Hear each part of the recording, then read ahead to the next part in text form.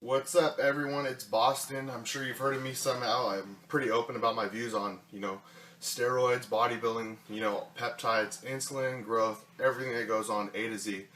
I'm going to be here today telling you about insulin. This is episode 1. It's going to start as the untold truth. Bear with me, guys. I haven't been on camera in a while, so I might be a little, clustery, but I'm going to get all the points on insulin and everything.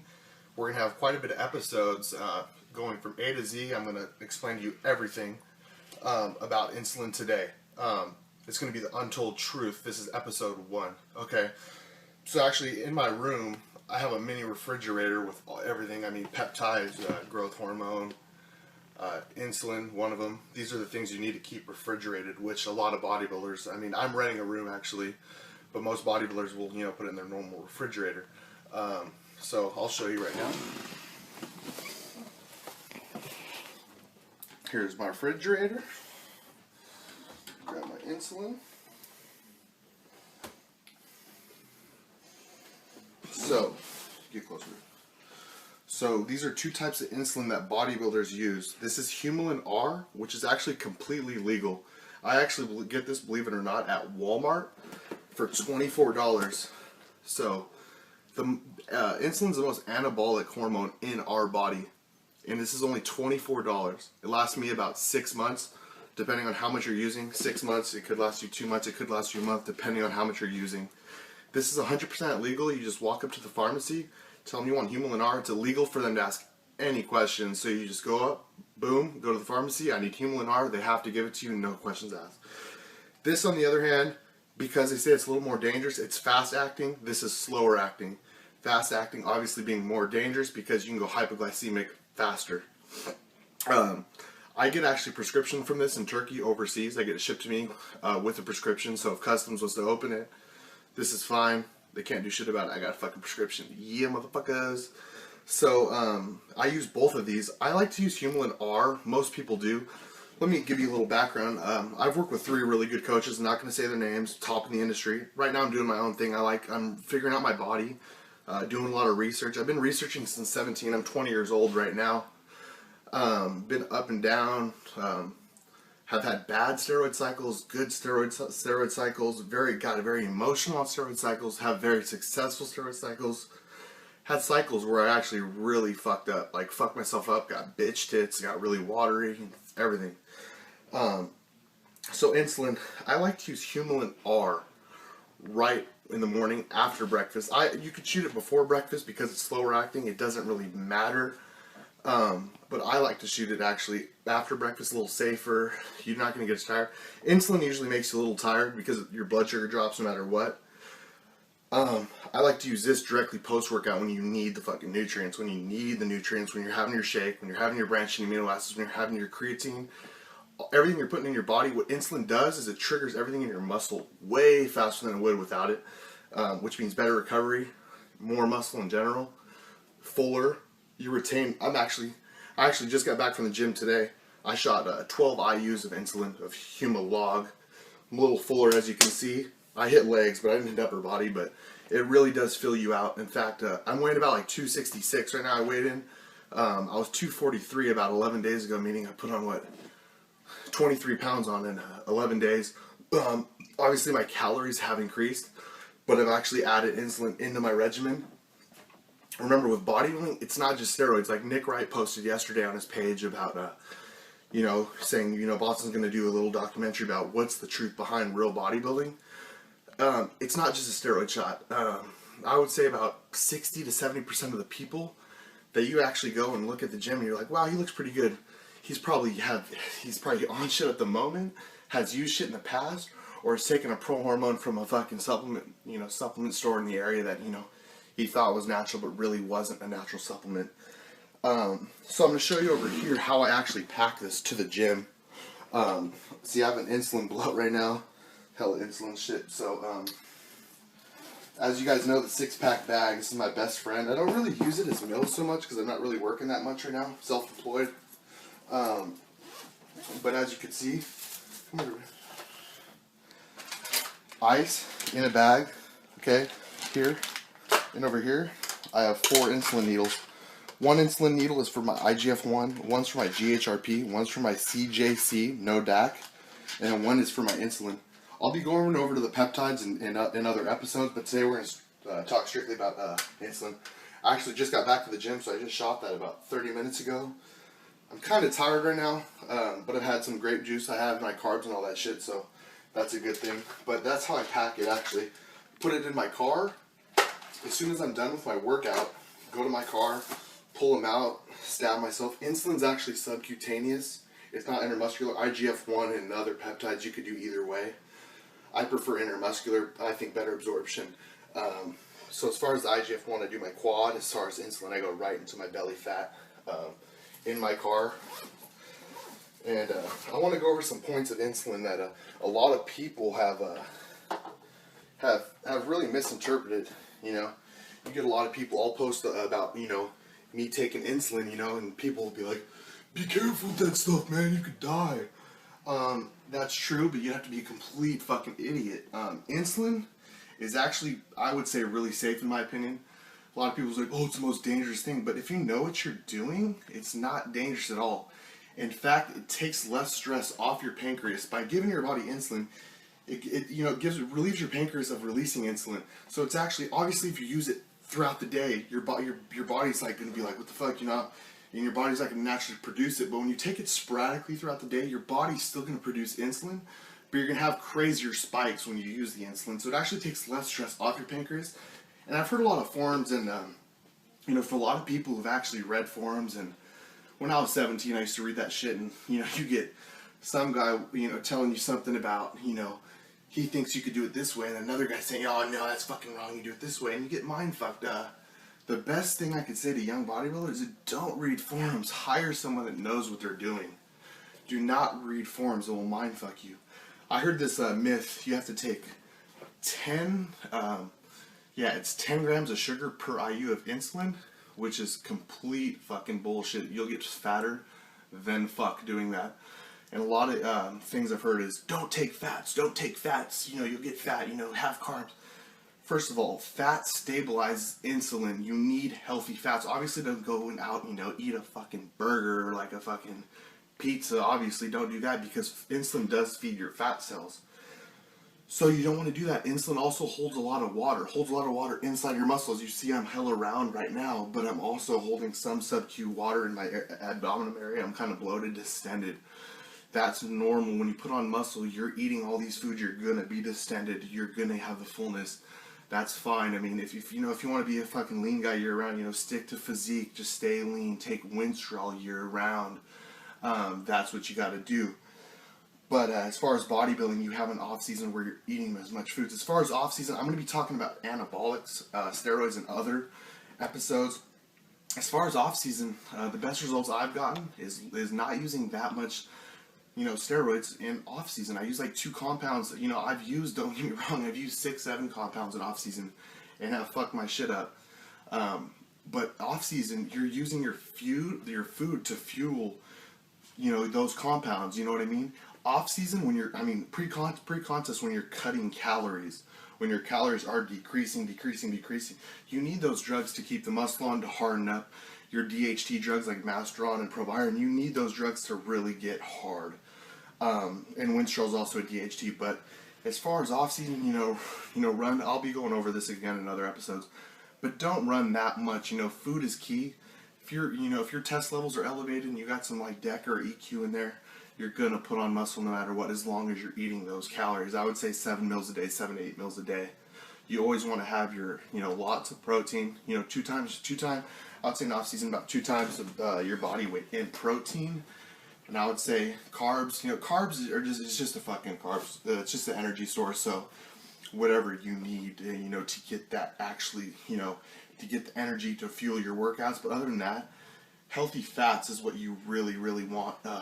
And like I said, I have healthy fats with every meal right now. I'm having about 30 to 40 grams of healthy fats per meal, 60 to 70 protein per meal, and carb-wise, just doing like a cup of rice. But yeah, as far as that goes, so insulin, and like let me clarify something else with insulin that people really misinterpret. As you guys know, I had shoulder surgery. I was out for 10 days. but it's coming back. I mean, so lots of people think that insulin, when they say 2 IUs, a lot of insulin syringes say 1, 2, 3, 4, 5, 6, 7, 8, 9, 10. Thank God mine say 10, 20, 30, 40, 50, 60, 70, 80, 90, 100. A lot of people will make the mistake in going 2 IUs is 20 IUs. That's how you get yourself in trouble. That's how you go hypoglycemic. That's why you got these idiots saying insulin's dangerous, insulin's dangerous. 2 IUs is up to the 2 mark. You got 2, 4, 6, 8, 10. There's 5 lines. So 2 IUs is 2 IUs. It's very, very minimal. Beak. Right now I'm up to 14 IUs. I start off at about 8 and slowly work myself up depending on how my body feels. Like I said, I use 2 different types of insulin because slower, I like slower in the morning, because in the morning you're shooting it, you want to get these slow nutrients absorbed with your meals. I'm eating every 2 to 3 hours. So the human log's actually in your system for 5 hours. So you're getting all these nutrients slowly triggering in your muscles. Well, post-workout, you want to hit it. You want to fucking, you want to recover. You want to throw your insulin in your body, and you want to throw, your protein. You want to throw your BCAAs, your creatine, and everything. I like to actually drink Vitargo during my workouts when I use insulin, just because it's when you're using insulin, everything's getting triggered in your muscle way faster. So that's what you really want. You want that spike. You want the fullness. You want to stay full. So that's when you use insulin post-workout. You just take the Humalog. Humalog's in and out of your system. I want to say it gets in about 20 minutes. It's probably out in about an hour and a half max. So I like to do like a branched amino acid shake. But I'm not here to talk about really nutrition. I'm here to talk about the dark side of bodybuilding. Bodybuilding is very, very dark. It really bothers me, and why I made this video is a lot of these bodybuilders, they'll be like, oh, you want to show, what did you do differently? What did your trainer? Oh, my trainer had me eat 200 more carbs this time around. That's why I put on 20 pounds the last 2 years, or 20 pounds in the last year on stage weight. Why don't you come out? They better hope they never fucking interview me. Because if they do ever interview me, they're going to get the fuck, I'm going to fucking be like, I up my T3, I up my blend, I up my anabolics, I up my insulin, I up my cardio. I'm going to tell them the fucking truth. I'm not going to lie. I'm not going to lie to anyone. Nobody should be lied to. When you lie, you have to hide. You don't want to ever have to hide anything. Bodybuilding is, like I said, we don't do this for the money. Nobody makes money in bodybuilding. It's how you market yourself. None of us do it for the money. We do it because we love to train, we love to get big. Most bodybuilders, actually all bodybuilders, have insecurities. We like to have people look at us and be like, oh shit, man, you're fucking swole. Or like they want to, you want to turn heads. Everyone's insecure. I don't give a fuck who you are.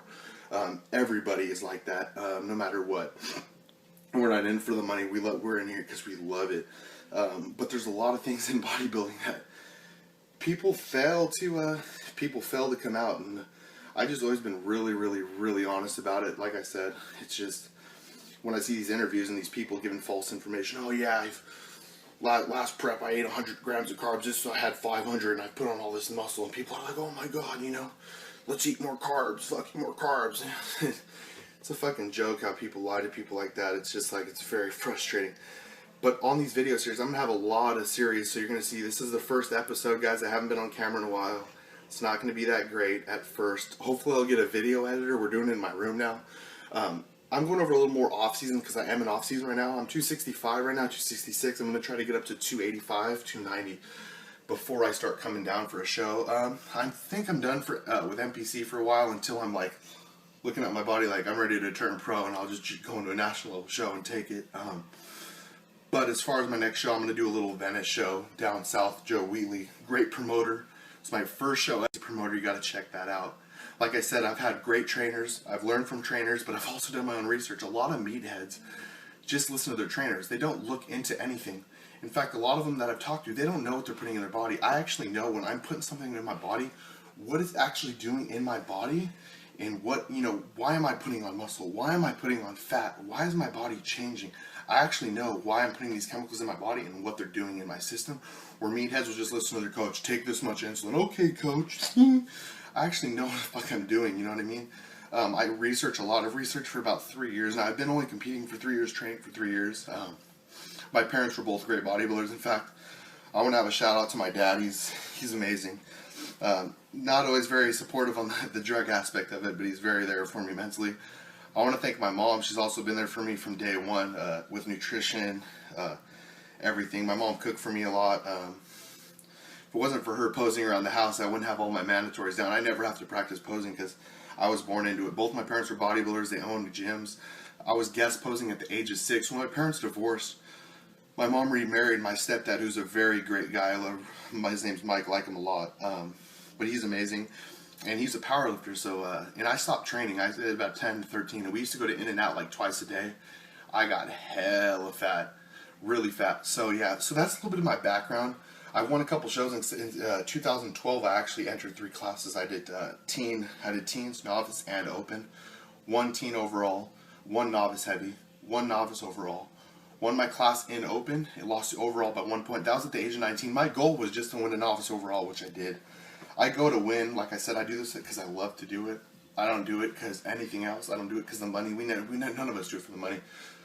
Food, drugs, everything. But like I said, so it's nutrition, drugs, and training. I'd say nutrition's number 1, drugs is number 2, training's number 3. If you're missing one of them, you're done. Your physique's gonna go down the drain. You need to have them all, synergistically working together. Like I said, guys, this is my first episode. I'm gonna go A to Z with bodybuilding, what we do. Like I said, I bring my 6-pack bag into my car, and what I do is I just bring it in. When I'm done with my workout, I shoot my shit, I get my nutrients in, and I get home and I'm ready to eat. That's another thing. Like I said, when I wake up, I get up, I take my estrogen blocker, some of my Arimidex, which is in my drawer over here. Right when I wake up, take my Arimidex for my, gynecomastia and water retention. Keep that, you never want to get any of that. I take my growth, go eat my breakfast. After that, actually, I do take some peptides before I eat too, which I'll also be getting into. It'll be helping you guys a lot, actually. And peptides are actually 100% legal too. You can get them legal throughout the United States, so that's also good, which we love to do. Legal is good. Legal's really good. Illegal, you know what? The government has really been fucking gay about this, but hopefully they'll open up. But even the illegal, I'm going to talk about everything A to Z. So instead of bring my 6-pack bag into the gym, a lot of people do that. When you think about bodybuilding, you just think, all these people see these motivation videos of training, like, like they see Kai Green, like, training hard in the gym, and they see him, like, after eating hella steak and rice at, like, the Firehouse in Venice, but they don't know, like, what did he shoot before that meal, what did he shoot in the morning before breakfast.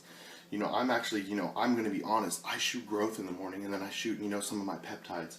Then I go eat, and I come back and I shoot my insulin. Then I'll take maybe a little bit of a nap, get ready for the gym, and then I'll pack my 4 insulin syringes, and I'm going to shoot that after the gym. And it's just a lot of work that goes into bodybuilding. It's almost impossible to hold a job bodybuilding because of all the times you got to remember your supplements, even natural supplements. You got to remember to take your liver stuff. Remember to take your, because you do want to. I'm not saying safety as in health, but you do want to be healthy.